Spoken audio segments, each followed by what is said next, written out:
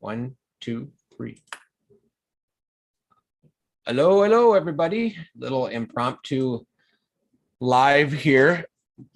My infamous partner over here has one of his patented PowerPoints. Yeah. Say that 3 times fast. Yeah. Well, I had an early morning meeting I needed to get to this morning off site, but I did actually watch Cynthia's video last night, and I think like many people, I was emotionally touched by that. I mean, to hear Forrest kind of in a forlorn state, and usually if he's doing a interview or a video, he's got his bravado and that swagger that we love about him, and that twinkle in his eye. And so I think it really affected a lot of people. I not only was surprised by that, but then I stayed up a little bit to watch Ben's after show in the chat, and I think so many people were just emotionally affected by it. I had went to but the wife and I went out on a date, had a couple of drinks, and put me right. We come home, and I was like 10 o'clock. I'm normally up till midnight. 10 o'clock, I'm sound asleep, and I woke up at like 11:15. Yeah. And I did the stupid thing. I looked at my phone, and I said, "Ooh, new video by Cynthia." So I slipped out of bed and I went out on the couch, and I'm like, put my headphones on to listen to it, and I went, "Holy crap!" And I watched it again, and then I saw, "Oh, Ben is live." So 2 a.m. Yeah. Right. And I'm just looking at chat. Davio. Hey, Davio, how you doing, brother? I mean, I know Davio had a very Davio, strong when he was hearing Forrest being forlorn and talking about these people that were just sending unrelenting emails multiple times a day. And it made me feel bad for the few that I did, but I would send one every 2 weeks, maybe once a month. But the way it sounds like is people were sending them emails like every 20 minutes from the same person. It's like, come on, Right.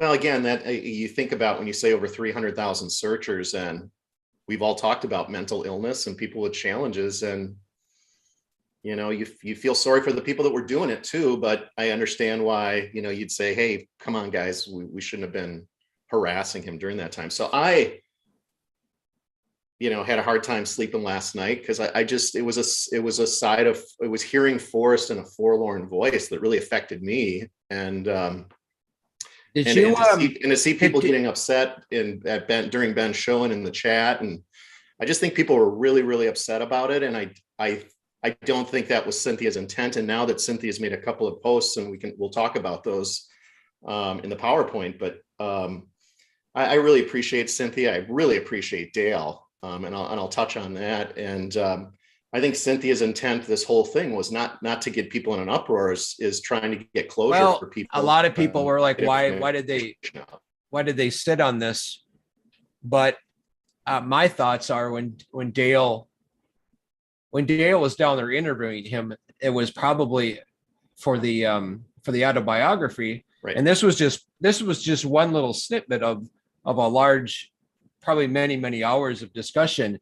And he may have forgotten about it. It was just going over things. And well, I think in any case, I think Cynthia did a really nice job of clarifying it today. Yeah. And again, she didn't have to do that. And then a searcher, and I didn't put the part that she was talking directly to him, but the additional information you'll see. And again, I'm feeling a lot better today after reading those posts from Cynthia. I'm actually, when you see the picture of her with Dale and Forrest while this was going on, they went out to eat, and she says Forrest was joking and having a good time.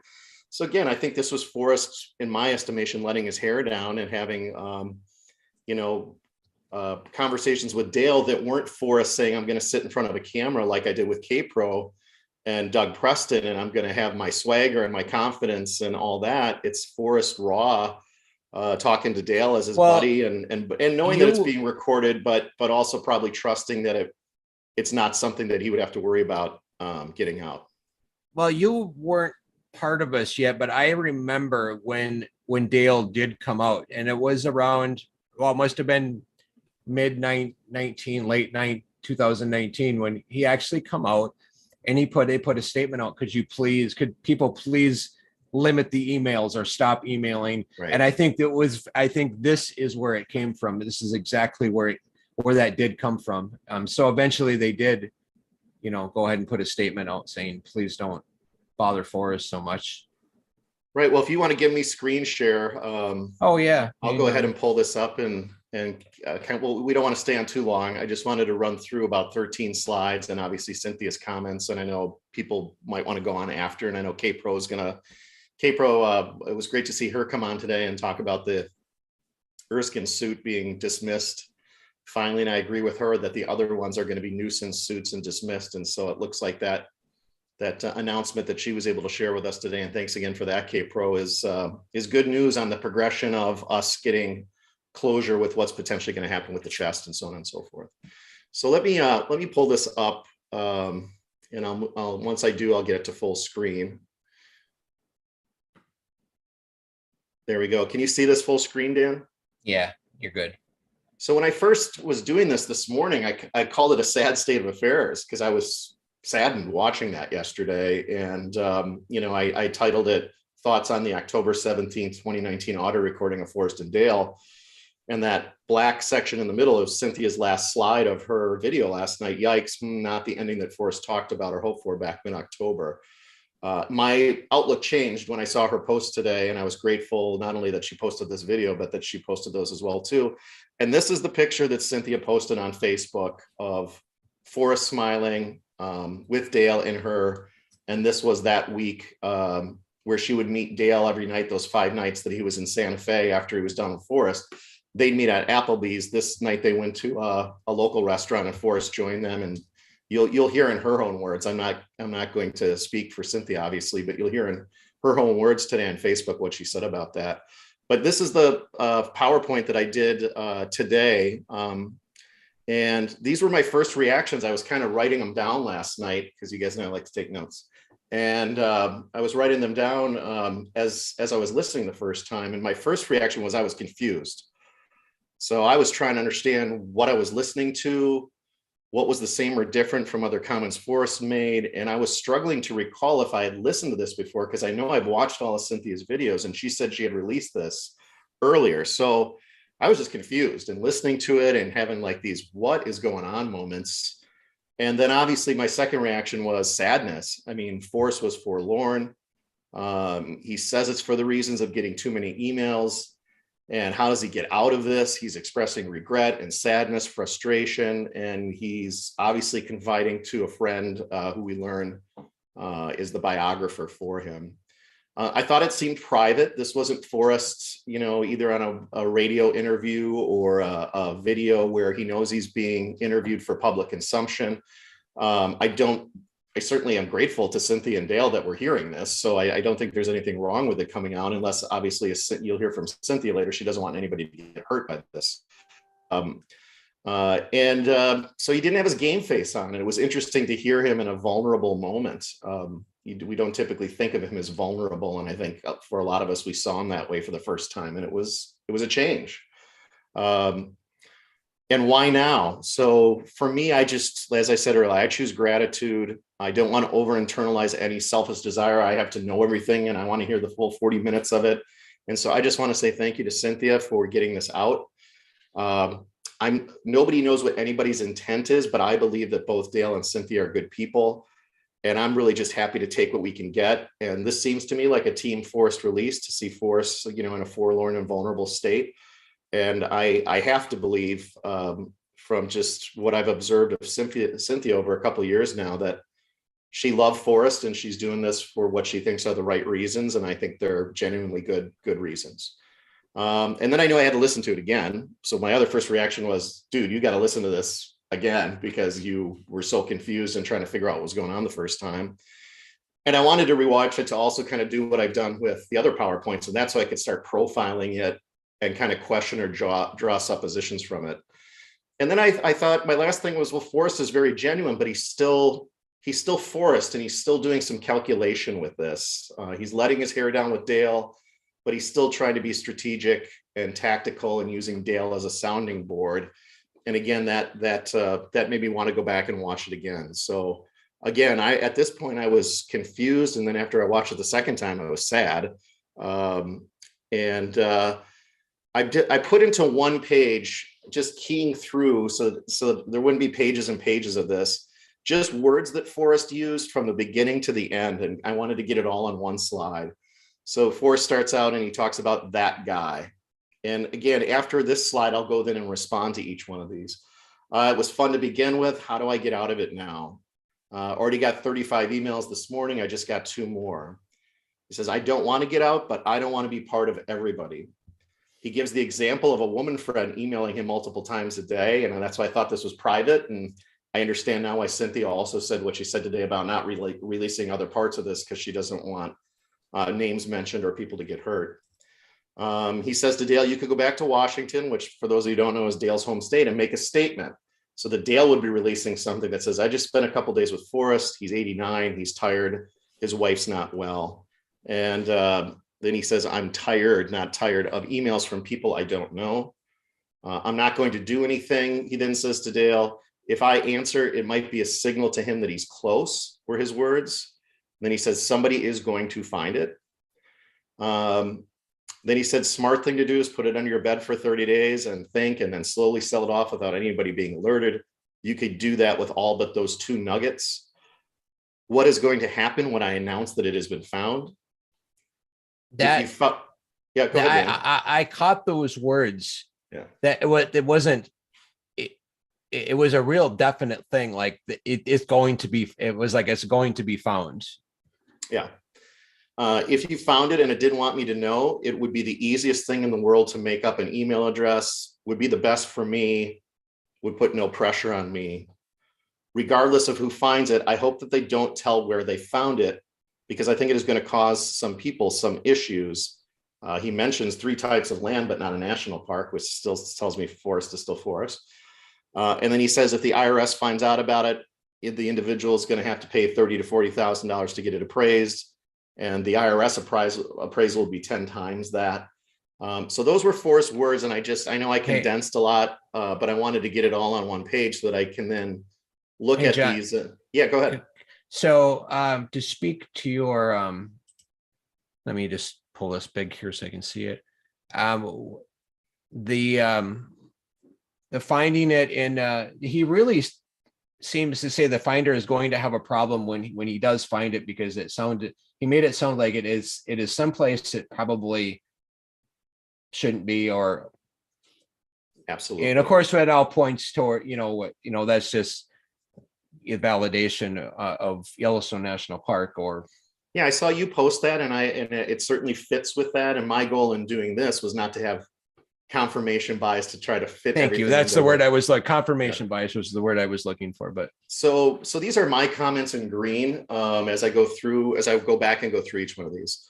So I rewatched it 3 times, and it would be easy for some, especially with confirmation bias, to conclude that is Jack. However, I did recall, having watched a lot of Forrest interviews, that he uses the vernacular of that guy or that girl, and I've heard him say that before. So starting this video off with that on its own, I felt like, okay, that'd be great if it is Jack, could be, but I'm going to keep watching to see if he uses it again or how it goes.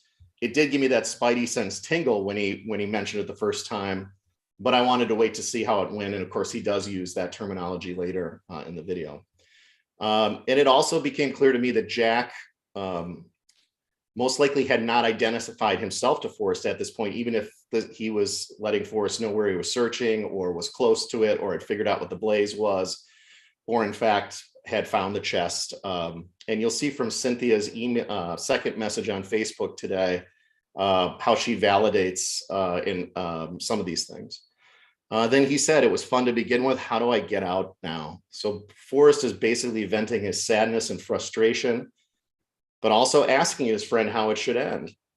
And he quickly dips into the email issue, both for evidentiary purposes, but to diffuse this into a specific conversation where Dale can start thinking tactically with Forrest versus an overall strategy. And so I see Forrest being very raw and vulnerable, but still being strategic and tactical, and trying to almost use Dale's as a sounding board. Like, how am I going to do this?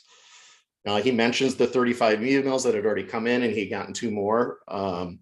Again, he's providing that evidence that would justify Forrest both pulling away, Dale sending a message out just to say cut down on the number of emails. Again, so we can't infer more than that.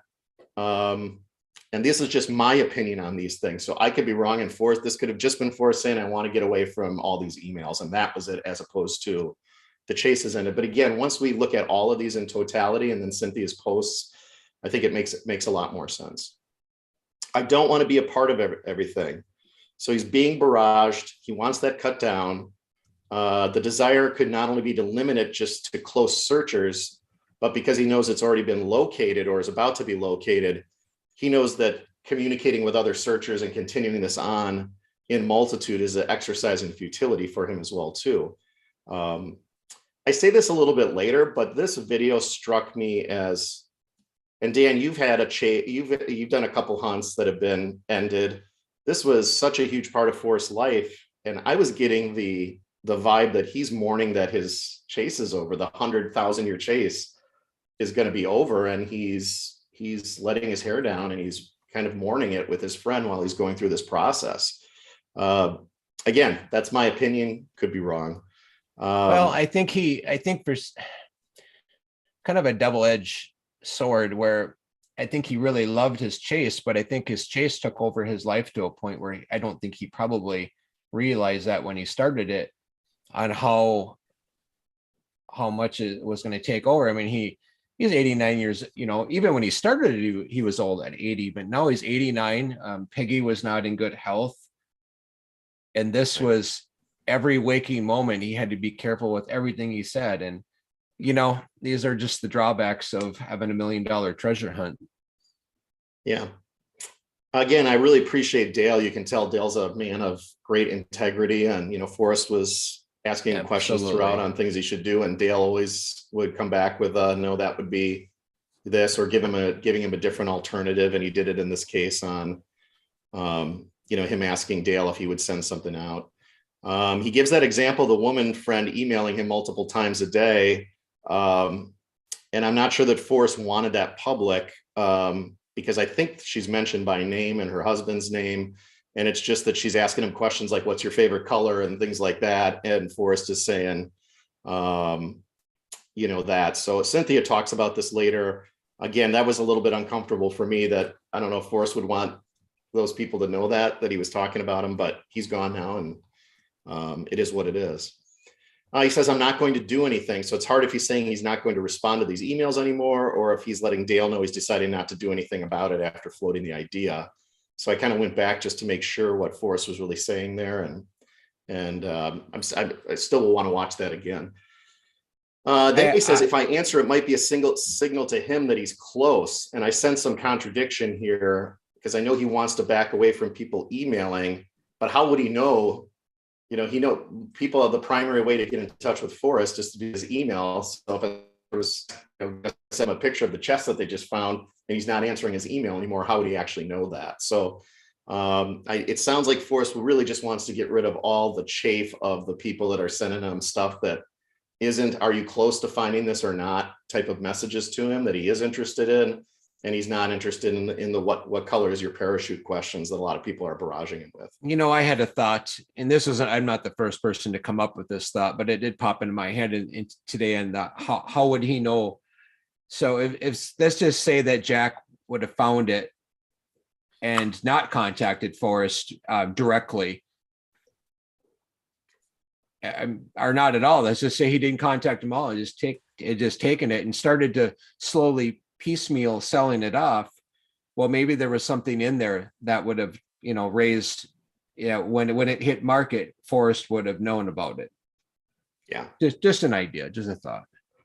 Oh yeah. I mean, yeah, I'll touch on that a little bit too, but you and I are on the same page with that. It would be very hard for someone to, think of the dragon bracelet. No matter where you tried to sell that, at some point, someone would find a picture of it. Yeah, but and I just wonder some of those gold coins in there, if there's anything special on the year or the coins would be easier. You certainly wouldn't be getting you'd get a numismatic value, you wouldn't be getting a thrill of the chase value, but it's still gold. And so that would be good money. But I think if you really thought that all the way through, eventually people like Bavetta and Ben a bunch of people on Reddit would figure out that items were being sold from the chest somehow. Somebody's going to find it. You mentioned that earlier, Dan. Somebody is going to find it. And here I think Forrest is basically telling Dale that this is coming to an end without letting Dale know that it's about to come to an end. The words say it's still out there, but as you said, it's a very definitive statement. So I had the same interpretation of that you did, Dan, before you actually saw my comments. And we did not talk about this today. You and I this is the first time we're talking today. So smart thing to do is put it under your bed for 30 days and think, and then slowly sell it off without anybody being alerted. You could do that with all but those 2 nuggets. He actually chuckled a little bit before. And, to me, because this was always one of Forrest's greatest hits, right? He had his lines prepared that whoever finds it should put it under their bed for 30 days. And so he actually chuckled before he made that statement, which is good to hear him laugh because he seems so forlorn in it. But he seems to be alluding to the fact that that guy does not want to go that route. So as I keep listening to all this more, it tells me that Jack, whether he's using the David Moore email or trying to stay anonymous, is starting to ask questions about, hey man, if I pick this chest up, this is an S show, right? And so I think that's where this goes to. And this doesn't say that. I know we're kind of going back to the theory that Jack found it in 2019, but maybe for certain, Jack had sent a couple of key emails. So Forrest knew like he was getting close. If he hadn't already found it, when I realized that there is that theory out there, but maybe he for certain knew that Jack was going to, he knew what he was doing with the grid searching. He had emailed Forrest, hey, this is what the blaze is. And I figured out how to find it. And Forrest knew like this, we're coming to an end. Yeah. And then that statement, what is going to happen when I announce that it's been found? I always look at words. Interesting when the word when is used instead of if, even though it's, again, a little bit of confirmation bias there for us to say, oh, this is the aha moment. Forrest is saying, what is it? But I think, again, you had the same interpretation of this I did. It also led me to wonder if Dale had told, or Forrest had maybe mentioned to Dale, since he was there for 5 days, and this might have been the 3rd interview on the 3rd day, that Forrest was talking about, hey, there's a guy out there that's close or whatever. So the way that he's referring now as this continues on, not that he's told Dale any specifics, and Forrest himself, I don't think Jack would have given Forrest any specifics about himself at that point. And it's now looking to get, I think Forrest is looking to get some comfort from Dale on what will happen when he sends the message of the find. Again, I also saw this as Forrest is a little bit in mourning that this is coming to an end, and he knows it's coming to an end. And so we hear him with his hair down talking to his buddy about it. I can totally understand that on a much smaller scale. Obviously my first treasure hunt was extremely quick, but when the second one, I knew, I was getting emails. I knew where people were at with cracking the ciphers. And then when I heard, multiple teams were boots on the ground, I knew it was kind of sad. When they figured their location out, I was like, well, I knew that, my time was limited with it. I was happy with the time I had, the 3 months, but 6 months would have been even better. But yeah. So I understand on a small scale. If you found it and didn't want me to know, it would be the easiest thing in the world to make up an email address, would be the best for me, no pressure on me. Again, I don't know if the finder, if it's Jack, is already kind of negotiating a bit and back and forth with Forrest, and Forrest is testing it out on Dale, that this could be the case as well too. Or if this is just Forrest saying, boy, it'd be a lot easier on me if it went this way. Something tells me that the S show, the start of that conversation had begun. And remember, this is October and Jack is in Puerto Rico coming up right after this, right? We had talked about if Jack had supplanted the chest back in the spot. But in October, it snowed the next week in a terrible snowstorm. And Cynthia alludes to this earlier, that the chest was going to be secure the whole winter because it was buried under snow. So if Forrest knows it's Jack, that means they've already been in communication, and Forrest would know his email, so he could flag his email to pop up, with the highlighted, or just, and then he wouldn't really need to care about how many emails were coming in. Where I think at this point, Forrest were still scanning emails looking for those magic words. So Yeah, who knows who, let's think about this though. Jack supposedly was using an email with Dig and Gypsy that was different. He had two of them. He could have been saying Forrest, I'm going to send, if you're Jack, you could say, I'm going to like burner phones with emails. I'm just going to use a different email and send Forrest a picture of the chest along with it so he knows it's me. And now Forrest has to go in and check each one. And if you were that, if you were thinking that far ahead, you could continue to send from different email addresses so that you couldn't be tracked. I gotta say hi to my daughter. Yeah, go ahead. So, again, Forrest is playing in his mind that I think Forrest was also trying to get some love from Dale that he didn't leave an S show, because I think at this point that discussion had already begun and that's my opinion. I could be wrong. So it almost seems like there's been some exchanges or discussions with that guy who and then Forder later introduces him as Billy at his home in 2020 after they meet. So that anonymity thing was full game on and continued on until, Jack decided that he was going to work with Dan Barbarisi to release his name. But at this point, who knows in 2019 if Forrest had even ever heard the name Jack Stoof. And then the last 2 points were, regardless of who finds it, I hope that they don't tell where they found it, because I think it's going to cause some people some issues, and mentions the type of land. We touched on this. I mean, this was the big shocker for me, right? Because, this for me, and I'll talk about it a little bit later, but I mean, this is what completely contradicts the bookstore video when he's saying, I hope the person shares it if they want to. And now he's saying, no, I don't want this to happen because there's going to be issues because of the type of land that it's on. And, he gets into the whole IRS issue. That's the second point on here. To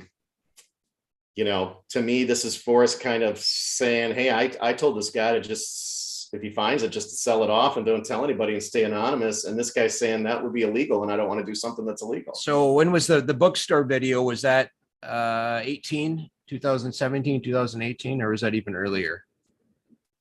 But in any case. Capro just commented, she said, well, not just, probably a while ago, but she said the Dan Barbarisi book says he got an email from a pirate type email. So there are more. So I do think Jack was using multiple emails to keep anonymity. And then the content of the emails would be how Forrest would identify that it's him. Bavetta says, what if lifting the chest set off a location beacon? Fenn knew it was disturbed, but hadn't heard anything. Fenn's frustrated, says someone should just create a fake email address, email him. Boy, Ryan, I didn't even think of that. I mean, he did say, I'll know if somebody finds it or moves it. And so obviously there'd have to be a hell of a battery, or, it's one of those dormant things that keeps the battery like a smoke detector for 30 years or whatever, but very well could be. Boy, that Bavetta's a smart guy, isn't he? Holy cow. All right. So where I was wrong, and I think you've heard me when I've done PowerPoints in the past, or I've been on with, if I'm wrong, I will always admit when I'm wrong. And even though I apologize for nothing. When Forrest contradicted himself in that video about wanting the finder to share the salt, not to share it. Or he said he wanted them to in the bookstore and then he didn't. I thought back to that second email that I sent to Jack, where I was basically accusing him of, well, wait, Forrest said he wanted the finder to share it, so this is really on you. And Jack pushed back on me pretty hard. And, my thought is, he protests too much or whatever, but, he's basically the one who's keeping this a secret. So Forrest contradicting himself, I think something changed. Yeah. I think when Forrest originally put it, so you're going to have to go with me here. So let's just say he hit it in the park, or where, it doesn't matter, wherever he hit it to begin with, he didn't foresee a problem. Or maybe he's like, I'm a maverick, I'm pushing the lines here, but they're not going to do anything to me or the finder. It's not going to be a big deal. And then as time went on, and then the searcher deaths and park damage and this and that, things changed. And I think Forrest's view on that probably said, okay, that's when he went to the view of find it and don't say anything. And the specific reason Forrest gave was those issues, the tax and legal reasons. So I think they can wax philosophical about being a beautiful place that they don't want it to get trampled on and so on and so forth. But basically from what Forrest said, he was now agreeing that it was going to be an S show for the finder potentially. And that's a change from where Forrest's position that he had publicly stated earlier. And then in my last presentation regarding Jack's words in Chasing the Thrill, I concluded that Jack made a very strong statement about always paying his taxes and that he would not change that with any taxes that he would legally owe in the future. I thought he was overstating that to diffuse the follow-ups on, are you trying to get any tax breaks? Are you doing anything? And Jack was just kind of, trying to diffuse that by saying this. While we now know the Puerto Rico thing is a proven fact, I believe Jack was making a very true statement in Dan's book. It jives with the counter to saying Forrest left an S show and would have recommended that same thing as he did at the time. This was recorded to someone. So if Jack is finding it that week, as we'll see from a post from Cynthia, that if Forrest was thinking this that week and he was in contact with the finder that week, that Forrest would have recommended, hey, just keep it under your bed for 30 days and sell it off. And I actually think this is where Jack was saying, no, I'm not going to do that. I'm going to go figure out how I save $200,000 to $300,000 in taxes, but I'm going to pay my taxes. So those were the two areas where I thought like, oh, when I watched this again multiple times, I'm like, sorry, Jack. There's still other areas that I think, the June 5th, 6th thing is a ruse. So I won't back off of those things, but I will certainly always back off if I feel like I've made a statement that wasn't accurate. And in this case, we hear Forrest in his own words say these things that were different, and there's nothing wrong with his position evolving. Just like others have said, it was his hunt. He could have ended it at any time. I asked Jack when we met, I'm like, do you wish you would have just taken the chest and just left? And he said, well, no, because there were researcher deaths and people needed, searchers needed to know. I said, well, what about, and what he said about, and he goes, and Forrest needed closure. Yeah. Oh, absolutely. But I think he still could have offered Forrest the closure without, and how Forrest describes it here with an anonymous email with the pictures. But I'm sure there was a little bit with any of us would have found it. You wanted to take it back you wanted to go meet Forrest. Yeah. So these were my suppositions after kind of digesting it, 3 times. I believe Forrest, there had been email exchanges with that guy. And so I do believe that guy was that guy that we now believe was Jack. And I believe that guy was using David Moore or other aliases, as K-Pro also said in chat. And Forrest could still logically and legally claim that he did not know him and that the chest, as far as Forrest knew, had not been moved. It could have been as simple as people have said in chat, Jack just sending Forrest a picture of the chest saying, I found it, here's a picture of it, but leaving it there. But after listening to this for the first time, my whole, just the emotional state of it and everything was me hearing Forrest knowing that the chase was over. Now it was just how it was gonna end, how they were gonna have it end. But to me, he's trying to work through with Dale and kind of test Dale with some things and making that definitive statement that this is going to be done. Because we're thinking in real time and it's been less than 24 hours. Based on what people said in chat, the Occam's razor would be that Forrest got a picture of the chest in situ from the finder, would make the most sense. Whether that's true or not, none of us know. Or maybe some people know and it's not me. This does time out logically with Jack going to not Puerto Rico. I'll fix that to get the tax status. Although now I'm hungry that I saw the word rice. And Forrest beginning to try to massage with strategy and tactics. How to end this gracefully with a finder that potentially wouldn't play ball the way Forrest thought it would end. It doesn't mean that there was a huge adversarial thing going on. I do think it got adversarial and then it healed when Jack went to Santa Fe in June of 2020. I thought Dale looked like he was a great friend and confidant to Forrest. He wasn't steering Forrest to do anything illegal. He wasn't allowing Forrest to get him to support that Forrest would do anything unethical. I thought Dale did a great job. Just, we should all be lucky enough to have friends like that if we're trying to think about how we handle things. If you take Forrest's words literally, the chest had not been found yet in October of 2019. If you digest the whole enchilada and word salad, which are my words, of this audio recording, again, my sense is that Forrest knows it's over. He's in the mourning process, that his 100 to 1,000 year hunt is over. And he's looking to strategize how to best gracefully end it with a finder that doesn't want necessarily to do what Forrest would want that guy to do. I still continue to stand by the chest was not first located on June 5th, 2020. And to me, this actually, trying to take confirmation bias out of it, I feel more strongly about that after I did this. And then certainly Cynthia's messages that we'll read in just a moment, to me,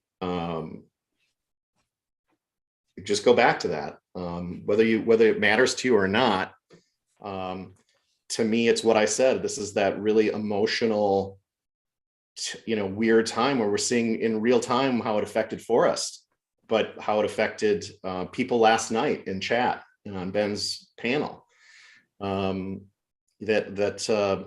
way that this ended was difficult for Forrest and Jack, and obviously for a lot of people in the Chase community, and Forrest's family, obviously, and Jack's family. So this was before I saw Cynthia's stuff, and I just said, gosh, man, it's time for all this to be over with. I'm going to listen to it again for a fourth time. I haven't yet. All these things I've already said tonight, so I got ahead of myself. And it was really distressing to see Forrest not at peace, even if part of it was calculating. I thought it was really distressing to see Forrest not at peace.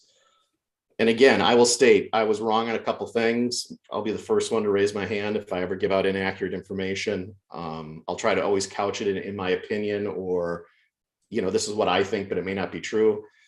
And again, all of this stuff could be wrong. So again, we'll have to get more true confirmation of everything. So then what happened? Then later today, there's a post on Facebook, and Cynthia chimes in and has this to say. I should have explained in my video the details of this interview between Forrest and Dale, but I tried to keep it short and kept editing it to make the length it ended up being. Dale was in Santa Fe for 5 days interviewing Forrest. Forrest, obviously knew he was being interviewed. Dale interviewed him a bunch over the 10 years of the chase in order to write his biography. Each evening during the 5 days, I'd go to Santa Fe and meet Dale at Applebee's or wherever and chat about Forrest. The time flew. We'd be the last patrons to leave, only knowing it was time to exit the restaurant when the cleaning crew were mopping the floors. Each evening, I returned to Albuquerque in the wee hours, only to have the pleasure of repeating this several nights in a row. One of the evenings, 9/16/2019, Forrest met us at the Pink Adobe for dinner. It was a blast. He was in high spirits, funny as hell, as he mostly was in the small circle of friends. So that was actually 9/16, unless she meant 10/16. So that would have been a month before the audio recording. It would make more sense that Forrest was not forlorn in September and was forlorn in October when the chest was actually being found. The video Dale sent me is from just one day of interviews. It is 40 minutes long. Forrest talked a few times about particular searchers, and not always in a positive manner, just like any of us do when we are talking with a close trusted friend about the Chase community and individual searchers. This is one reason I will never share the entire video. It would only be hurtful to them. And as Gus mentioned in a previous comment to this thread, Dale also released portions of these interviews on his site before it was taken down. So that was Cynthia's first post. And then she later replied to a searcher that was wondering if Forrest had maybe been deceitful when he said, hey, I'm going to be spending thousands of dollars to go search on a boots on the ground. Should I do it? Or, the question that searcher asked was one that Forrest could have answered, saying that the chest is still where I left it. And there's the picture of Cynthia again with Dale and Forrest. And thank you again, Cynthia, for sharing this stuff. This gave me, a greater step toward closure today as you were putting this in context with everything, and kind of making that statement about the video. And then this was her follow-up comment. These are Cynthia's words today on Facebook. Jack found it in mid-October 2019, the week that had the 17th in it. She says the 17th because that's the date that Dale recorded that recording with Forrest. He left it there only over that winter because he wanted to establish residency in Puerto Rico for tax purposes, which ended up not being needed since it was legally referred to as a gift and not a prize. Forrest confirmed that with me when I saw him on August 28th of 2020, the gift part. The Yellowstone National Park Road closes to cars from West Yellowstone the second week in November, so only snowmobiles and cats can use it. I mean, searchers hadn't found it in 8 years. Pretty safe to keep it there for a few more weeks until the road closed. Jack went and retrieved it soon after the West Yellowstone gate opened in June 2020. Remember, COVID had the gates restricted depending upon the state. Wyoming opened first, then Montana. Whether Forrest knew that Jack had found it but left it doesn't matter. The treasure chest was physically still in its hidden spot until Jack retrieved it June 6th. Forrest did not lie to you, is what she was responding to that searcher. So there's some pretty definitive statements in this post, Dan. Jack found it mid-October 2019, the same time that this video was made with Dale, and that Forrest also confirmed that Jack really didn't need to go through some of the machinations he did because it was legally referred to as a gift and not a prize. And Forrest confirmed this with her in August 28th of 2020. So, wow, that was an interesting post to read today after seeing that video yesterday. But again, if this is accurate, and I don't believe there'd be any reason for Cynthia to not be accurate about what she's sharing with us, and I do appreciate her sharing this with us, it's starting to come together. And, you know, with what now to piggyback on what Kpro came on and said today about, you know, the Erskine lawsuit is now completely and fully done with. To her words, it's a great day and we may see some movement quickly. And Kpro says in chat, we have to go by the newest and best information out there. Forrest saying that yes is correct on how Jack said that part. Yeah, and then it's funny if he didn't actually have to move to Puerto Rico when he thought he did. That'll be interesting if we ever find that out as well too. So I think that was it, Dan. I just wanted to go through that. I'll stop sharing and hopefully you got me back now. And yeah, you know, I was a little forlorn myself this morning, so I dove back into it, and that's where that PowerPoint got generated after I got back from that event. And then I was also able to see Cynthia's posts and felt a lot better after I saw those. So again, great for her to share that picture of her out with Forrest and Dale having dinner, you know, a month before that recording, and to know that Dale, you know, was actually with Forrest for 5 days during that week of, you know.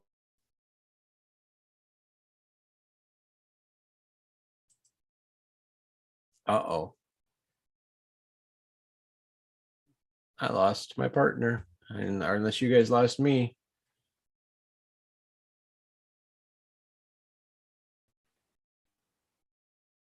There you are. Did I freeze up?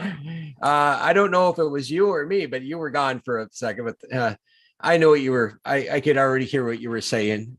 Yeah, I just said I'm grateful that he had a good friend like Dale, and I'm glad I've got a great friend like you. You know, it's because we've shared some confidential stuff, and I think it's great that Forrest had Dale to talk to about this stuff.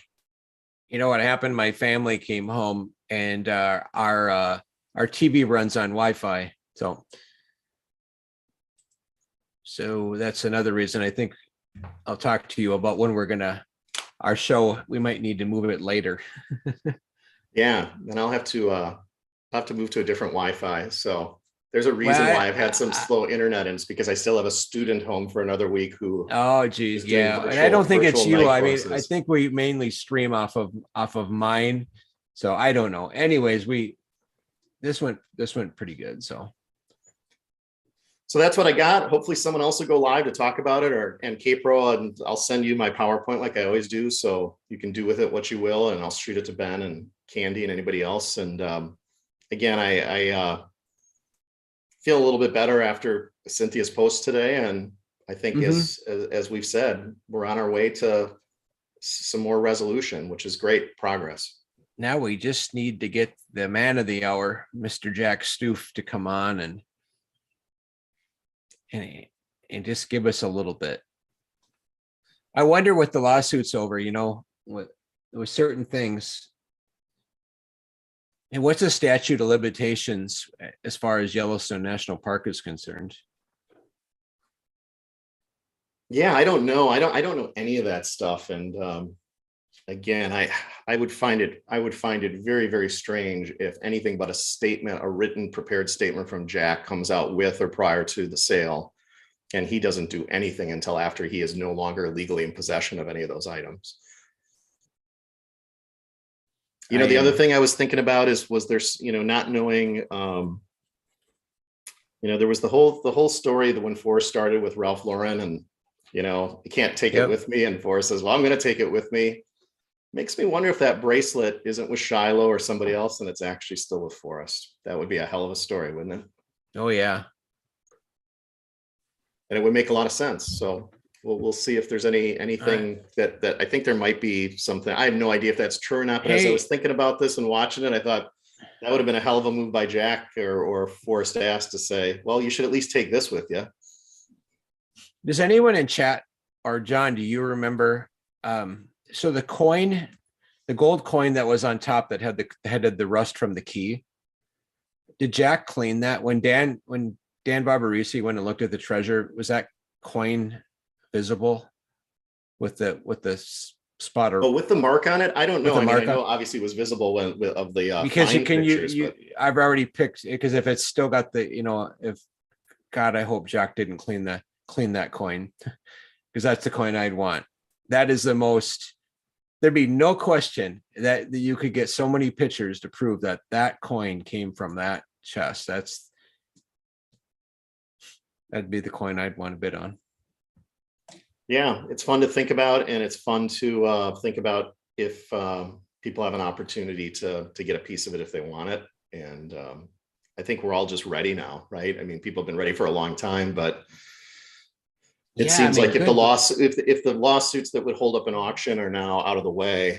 I wonder if that's what was holding the auction up is the lawsuits, and they just had to get it. And now that we should be hopefully good to go, and that's going to be exciting when that happens. Yeah, K-Pro, I saw that you watched Dan Barbarisi's book review today, and he said he does have an epilogue for the book. And Jack has shared more with him, but it will be probably about a 5-month process before that comes out. Candy says she posted something, and I don't see it in my chat right now. So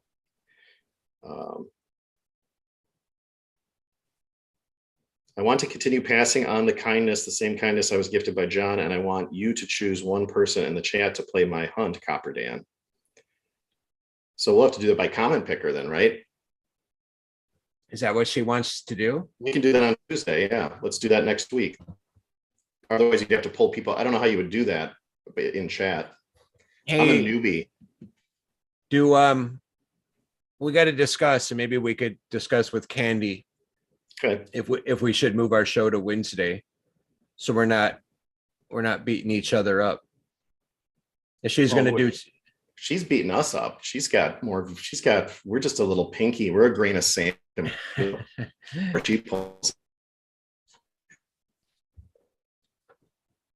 But Wednesdays work for me too.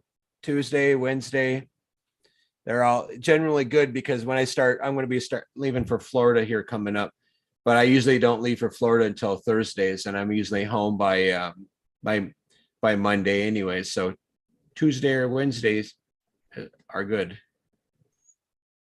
So David Crum saying Jack gave the bracelet back to Forrest, and K-Pro asked, where did he say that? And David said it's in the Medium article. So yeah, no, we know he gave it back. But the question that who has it now? You brought up is who has it? Did they? Well, I don't think Forrest. I think Forrest was cremated. Yeah, but so was the dude. So was the dude, man, I mean, my guess is. Hopefully, you could still place items in a urn or a crypt or whatever. So it'll be interesting to see. I hear what you're saying. Yeah. Again, I don't want to freaky start talking about that kind of stuff, but I just thought it'd be cool if Forrest was able to take something with him, right? And he said it doesn't have a lot of value to anybody else. It's $350, Harvey House Navajo turquoise bead bracelet, but we all know that would fetch a pretty penny if that came up for auction. Good. That item right there might bring the most money if it were. I mean, I don't think it's going to be sold, but I think it would have probably brought the most money, maybe a close second to the treasure chest itself. Yeah. Yep. All right, man. That's it. I just wanted to share that. Yeah. It was good for me to cathartically get it out too. I saw. Man, you're really good. I hope everybody also is kind of chilled out today, because I saw some people were upset in chat, and then I saw Fendi Jones did I don't know if you saw his post today, but he was, dude, you are not an axe murderer. You're okay.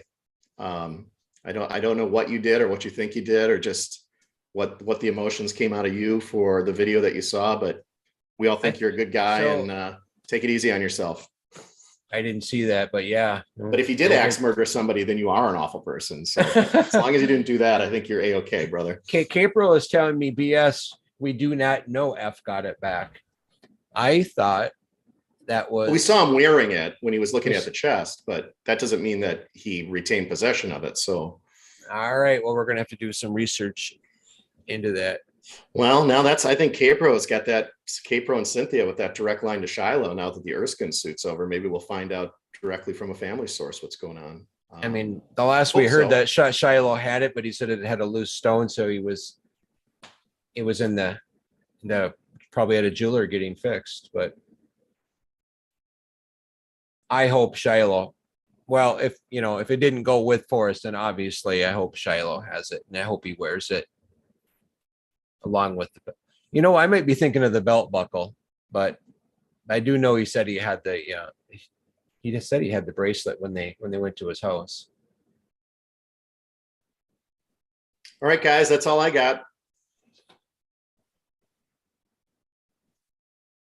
Ryan Bavetta says, Stu said on the medium, I did not sell Forrest bracelet when I returned it to him. No money exchanged hands. I remember reading that. So. Right. So there's an assumption that if no money exchanged hands, but the bracelet did, that it stayed in Forrest's possession, is what you could assume from that. That doesn't mean that that's necessarily the case. So someone we'd have to get some factual confirmation of that at some point on top of that.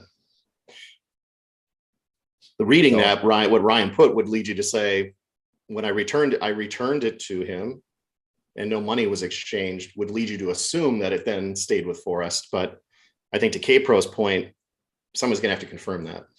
Well, give it some time. I'm willing to guess in the upcoming weeks and months that more and more stuff's going to come out. And eventually, if Shiloh does have the bracelet, we will see the bracelet. So. All right, brother. All right. Thanks, Dan. Great to see you. Have a good night. We'll see you next week on the factory. All right. See you, chat. Bye.